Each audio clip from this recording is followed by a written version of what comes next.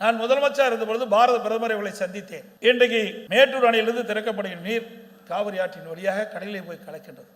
காவிரி ஆற்றின் இரு கரை ஓரமாக இருக்கின்ற நகரத்திலிருந்து வெளியேறுகின்ற அந்த அசுத்த நீர் நதியிலே கலக்கி மாசுபடுகின்றது.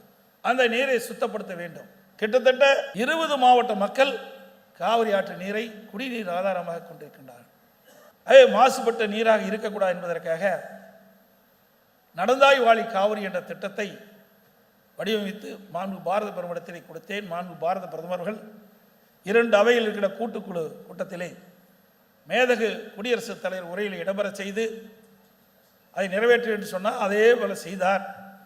2024 ஆண்டு மத்திய அரசு அனுமதி கொடுக்கப்பட்டு 11,250 கோடி இந்த திட்டத்திற்காக அனுமதி கொடுக்கப்பட்டு இந்த திட்டம் இதுவரைக்கும் நிறைவேற்றல இந்த அரசாங்கம். அதற்கு காரணம் அதிமுக ஆட்சியில் கொண்டு வரப்பட்ட திட்டம் என்ற காரணத்திற்காக கொள்கை விளக்கு குறிப்பில் இடம்பெற்றிருந்தார்.